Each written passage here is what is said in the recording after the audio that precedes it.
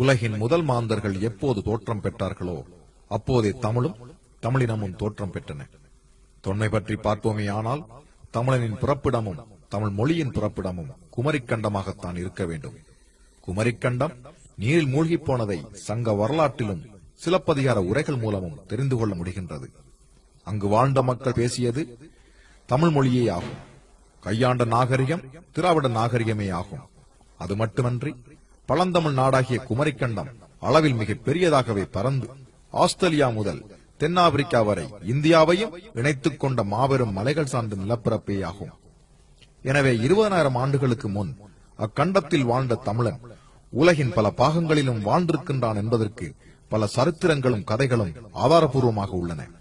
அதன் அடிப்படையில் சீனாவில் கிடைக்கப்பெற்ற சுவடுகள், யாவாவில் உள்ள திராவிட கட்டிடக்கலையில் அமையப்பெற்ற ஆலயங்கள், பாலியல் தீவில் அமைந்து கிடக்கும் அம்சங்கள் மற்றும் 1836 ஆண்டு நியூசிலாந்தில் கண்டெடுக்கப்பட்ட தமிழ் எழுத்து பொறிக்கப்பட்ட சான்றுகள், பழம் நாகரிகம் உருவான இடமான நைல் நதி படுக்கை அமைந்துள்ள எகிப்தில் உள்ள கல்வெட்டுக்கள், முக்கியமாக கிரேக்கர்களின் எழுத்துக்கள், கலைகள், அறிவியல், தத்துவங்கள் ஆகியவற்றில் பழந்தமிழனின் தாக்கம் இருந்தது என தற்போது வெளியாகிக் கொண்டுள்ள உண்மைகளையும் இந்த இடத்தில் கருத்தில் கொள்ளலாம்.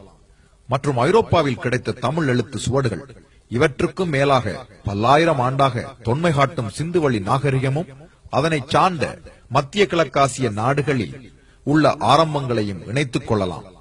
உலகின் துவக்க மொழிகளான 6 மொழிகளில் தமிழ் முதன்மை வகிப்பது தொன்மையின் அங்கமாகும்.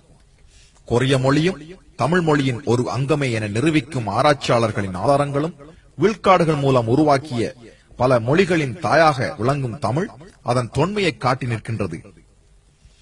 மேலும் தமிழர்களின் சிறப்புகள் பற்றிய சில பார்வையாக, பண்டைய தமிழனின் அரும்பெரும் சாதனையாக விளங்கிய காலக்கணிதம் மற்றும் தமிழ் மொழியில் உள்ள இலக்கியம் எந்த மொழியிலும் கிடையாது என்பதுதான் உண்மை.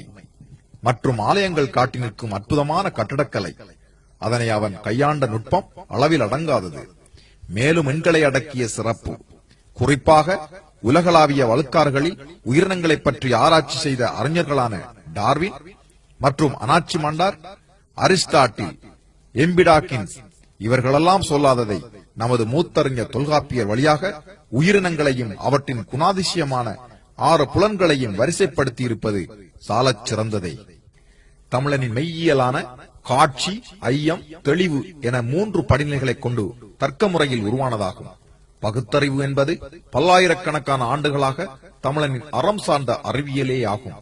தனது அதீத பகுத்தறிவினூடாக தான் வாழ்ந்த நிலங்களை குறிஞ்சி, முல்லை, மருதம், நெய்தல், பாலை என 5 திணைகளாகவும், தமிழிலக்கியங்களை அகம், புறம் எனவும், கலைகளை இயல், இசை, நாடகம் எனவும், எழுத்துக்களை கூட உயிர், மெய், உயிர்மெய் எனவும் வகுத்தான். மொழி அறிவியலை வியத்தகு முறையில் தமிழன் கையாண்டது போன்று யாரும் கையாளவில்லை.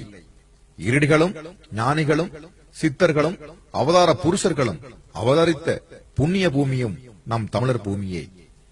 தேமதுர தமிழோசை உலகெங்கும் பரவும் வகை செய்தல் வேண்டும் என்னும் பாரதியின் கனவு நனவாகிக் கொண்டிருக்கும் காலம் இது. தமிழில் ஒன்றும் இல்லாதது போன்று பிரமையை எழுப்பி இலக்கியங்களை இருட்டடிப்பு செய்தவர்களை எல்லாம் தலைவர்களாக ஏற்றதால் தான் தமிழன் தாண்டான். புதிய சிந்தனையும் அறிவையும் விருத்தி செய்யக்கூடிய வகையில் அமைந்துள்ள இலக்கியங்களையும் தமிழ் நூல்களையும் படியுங்கள். அவைதான் அறிவின் ஆளிகள்.